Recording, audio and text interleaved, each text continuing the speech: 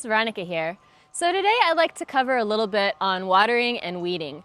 Now, I know what you're thinking if you've been gardening for a long time. These are really basic topics, Veronica, but you'd be surprised at the number of questions that I get that could be solved by proper watering at the right time and the right amount, and proper weeding kind of to the same effect. So I just want to jump right into it. Now I have a hose running off camera here that I'm going to grab. It is running in my compost pile currently because part of the nature of making the wire tower compost piles that I like to build in dry climates is that the outside layer sort of dries out a little more than I'd like it to. So because I don't have any sort of pattern sprayer for my hose yet, and it's just a loose connection, I'm running it in the compost pile so I don't have to go turn it on and stop the camera and all of that. But anyway, why are you watering from the top right now, Veronica? Because everything I've seen you do so far is watering from the bottom so that you don't have pest and disease issues. To that I will say yes, but there are a few exceptions in which I will do top watering like this. So as I'm trying to get plants established, as I'm trying to get larger areas of plants established, one of the things that doesn't work super well about drip tape or drip hose is making sure that these tiny baby roots of these seedlings that are not right next to the actual hose itself are still getting water. And so until those roots get big enough to where that drip hose can stay on, saturate all of the soil around it, like top to bottom, and those roots are able to effectively get enough moisture, sometimes we have to help them along a little.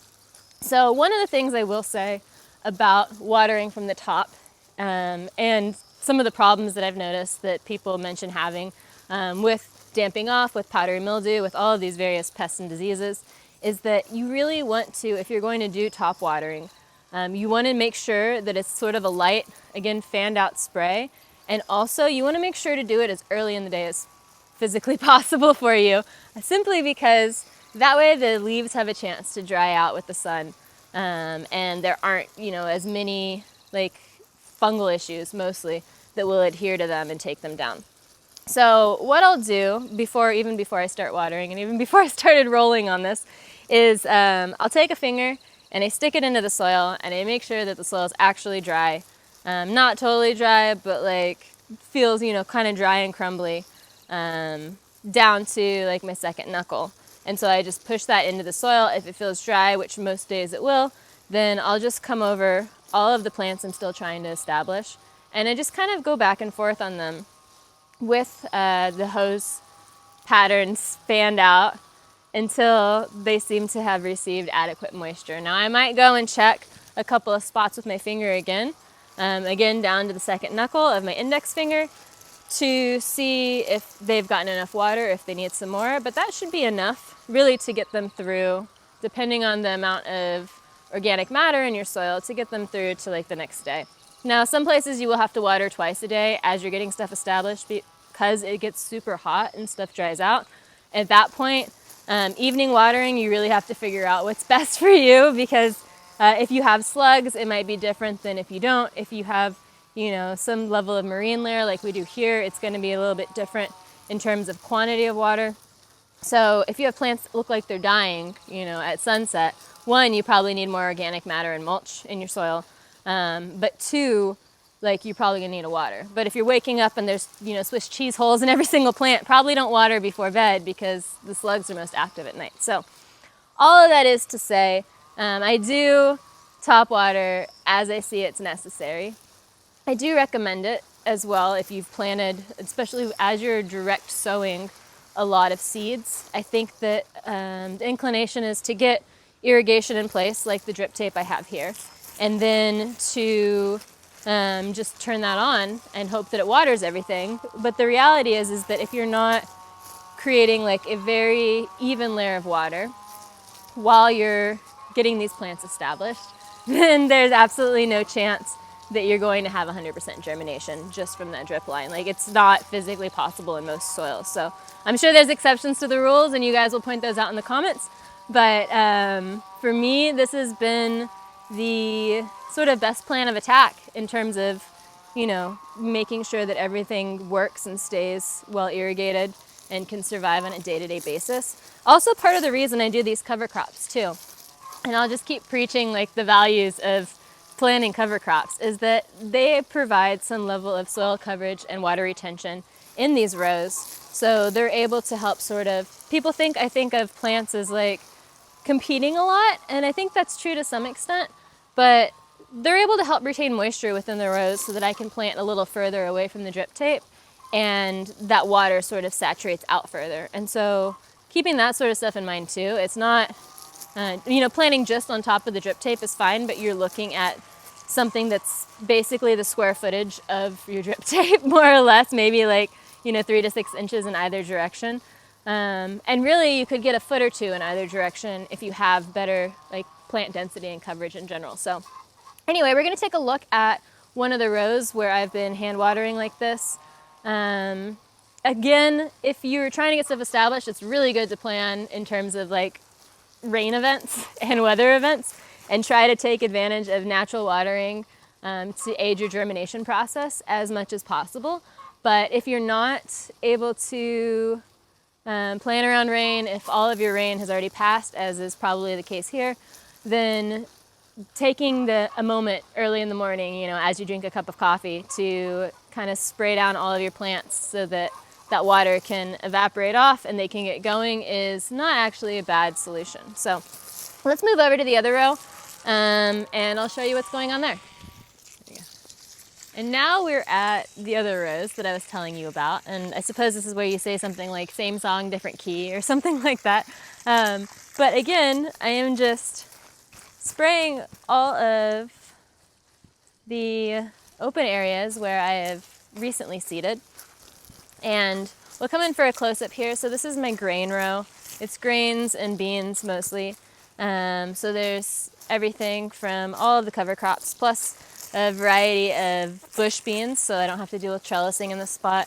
There's quinoa, there's amaranth, there's various things that you can eat at both seed and leaf stages. I'm trying to think what else I put in here. Lots of herbs, I think a couple of wildflowers. I kind of do a, wild mix again of seeds that will grow nicely together and provide some level of food for both us and wildlife. But again, one of these things that I'm trying to get done here is to make sure that all of this is watered amply before it gets too hot. Now, it's not before the sun rises, although I suppose that could be very ideal, but really it's before the day starts getting too hot. It's while the soil is still cool and able to effectively receive moisture, while the plants are, still chilled out to some extent from their overnight not sitting in the sun and doing different functions than they perform during the day. And everything just seems very much receptive to ample watering at this time of day. Now, if you don't have any germination yet, one of the things I was thinking about as I was moving over here is that if you don't have seeds in your space that you've sown them, or you have seeds but they haven't germinated, one of the things I'd recommend doing is to water, at least twice a day, just to keep that soil adequately moist and evenly moist so that those seeds can germinate. Now, once those seeds have germinated, depending on the type of seed that you're working with, depending on the type of environment that you're working in, all of these things are going to factor into whether or not you continue top watering them. But I found with things like grains and beans and herbs and greens, they respond just fine to top watering. So really the ones you have to look out for are ones that you typically see disease issues with no matter what you do or how you water. And that includes things in the nightshade family, mainly tomatoes, sometimes potatoes, things that would get blight, things that may have issues with lodging, such as corn. There's a few other grains in there. I'm not going to water a grain once it starts to have the grain forming on it. So, those seed heads forming, whether it's an ear of corn or, a lobe of amaranth or whatever they'd call it, or quinoa. It doesn't seem prudent to get water into those dry spaces. Onions don't typically like to be top watered, but I find they dry out here quick enough to avoid disease for the most part. And then also, there was one other, squashes and melons and stuff. You might have trouble with powdery mildew if you top water them and you live in, a humid climate. But I'm trialing varieties that are a little more powdery mildew resistant, so hopefully that's not an issue. And so I'm just gonna go about it doing it this way to get stuff really established again. And then once things are really established, we'll play with just running drip line and seeing, are things able to survive. Now, we also do this in the morning so that the transpiration loss, not just from the plants, but like the general evaporation is minimized, because if you do it in the heat of the day, the amount of water that's just kind of like going up in the air is obscene. So yeah, definitely try and, set an alarm, get up early and get your watering done. And I'll show you like the spaces in here that this is established over the last week or so in terms of greens and grains and beans, just because it's getting ample water. So if you've had issues with germination in the past, if you've had issues with, things growing adequately, like definitely get your watering ideals dialed in. Now I want to move on before we run out of time or get way too long on this one, just to talk a little bit about what I'm doing with weeds in this space, because these questions come up a lot, especially after last week's mulching episode. And since I'm a little bit laissez-faire, I'm not sure.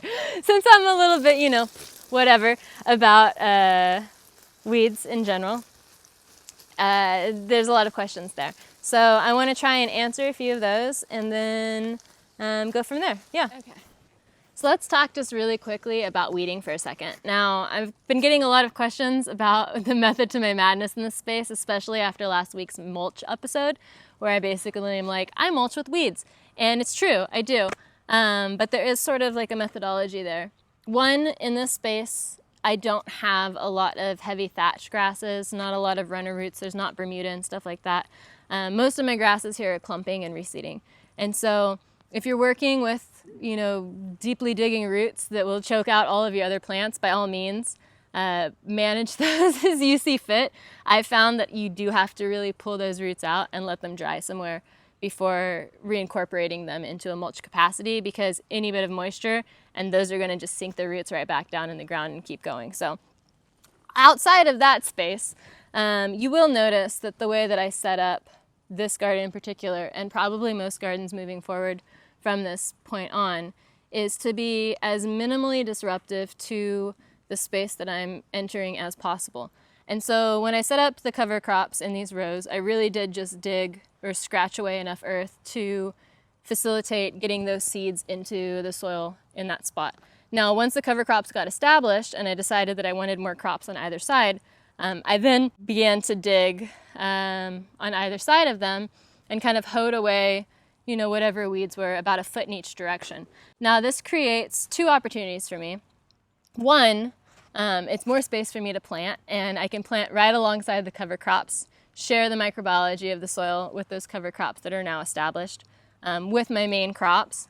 And two, I also create this sort of no man's land in the interim, so that if there are pests, whether they're insects or animals, that want to go and eat my cover crops or my main crops, I kind of am able to prevent them, or maybe they get eaten, trying to make the journey between all of this wild weedy area and the cover crop or main cropped area. There's sort of this patch in between they have to cross, right? So I find that that seems to be very helpful. Now, when I weed, I do water the area that I'm weeding prior to weeding it, because it makes weeds a lot easier to pull out. You don't have tons of broken roots. If your area is super dry, rocky, heavy clay, you might want to use something like a hori-hori knife. This is a really good digging tool that has a sort of semi-sharp blade on one side and then a serrated blade on the other, typically kind of a shovel scoop shape, and also has inch markers on mine, which I really like, that I'm able to kind of gauge measurements for bulbs and stuff. But and a nifty bottle opener, which I don't really use, but good for prying stuff on this one at least. But anyway, you can use something like this to dig up, deeply, densely matted thatch and roots, and a lot of the runners that you'll get with like Bermuda grass and stuff like that. Now, since that's not really the issue that I'm having here, the main thing that we have are like a lot of clumping grasses that go to seed. And so what I'll do in order to facilitate, making a pathway that's not always muddy, and also building soil in these pathways, because we're basically composting in place with our weeds, is I will just pull, typically just grab with my hands and pull whatever weeds are encroaching on the area that I don't want them to be in. And this is one of the only times that I'll pull roots out of soil. And then I flip them, roots up, and I just stack them on top of each other, and that's literally it. They break down in place because most grasses and like weedy herbaceous plants that are native or naturalized in your area tend to be between 17 and 20 to 1 carbon to nitrogen. They're basically perfect composting in place materials. And so unless you're looking at weeds that have major disease issues, like maybe you have a bunch of rust on your grass or whatever, or major pest problems, like something that's covered with aphids and has been acting as a trap crop without you knowing it, like maybe dispose of those differently, whether they go, in a compost pile or in your green bin. But if it's stuff that's like perfectly good weeds and greenery, then it totally makes sense to use it as a path building and also composting in place. Because then what happens is later on in the season, maybe you need some compost, maybe you need another row, maybe like there's a number of things, but you're going to be able to move whatever dry matter is on top of these pathways back and find that the soil underneath has become a lot better simply because you've provided a mulch layer. So when we say no bare soil, yes, it's keeping roots in soil as often as possible, but it's also making sure that soil is covered by something else if it doesn't have roots in it. And so for these spaces between my rows, initially, right, it looked like I was just building these huge pathways and tiny beds, but the reality is that the beds are an ample size. They're about 3.5 feet across, maybe 4 in some places. So I didn't really measure. It's like eyeballed and reached and went, okay, that's far enough. And then a very narrow sort of foot and a half pathway, which is just wide enough to push a wheelbarrow down until things really grow in, I suppose, and wide enough for me to walk down and check on things and water things. So, and wide enough to build a little extra soil in, so then I could even lift it and rake it into the beds if I need. It's just creating an ideal set of circumstances for yourself that are more efficient, probably more effective, and don't require so much work on your part. So that's kind of where I'm going to leave this today. If you're mulching with weeds, then roots up so that they don't anchor themselves back in the ground, but otherwise they make a fine mulch layer. As you can see, again, I have just these sort of pathways that I walk that are nothing but weeds, and they're nice and they're squishy, and I know that soil is building under my feet, and I don't think that there's anything that's more exciting in life than that. So anyway, if you have any questions, comments, suggestions, please leave them in the comments below. I am basically formulating what I talk about on a weekly basis based on what kind of goes on in the comment section. Please help each other out if you're able to, because I can't always get to everything, but know that I am reading and responding to as much as possible. So please leave those in the comments below. If you like what you see, hit that subscribe button, ding that bell. Don't miss a single week because we are covering all of the basics of gardening. So if you're new to this and you're just joining, with your own garden, with your first garden, with a yard, and you're not quite sure where to start, then go ahead and do yourself a favor, hit that subscribe button, because I think that we're going to be able to help you out as we get deeper in the season.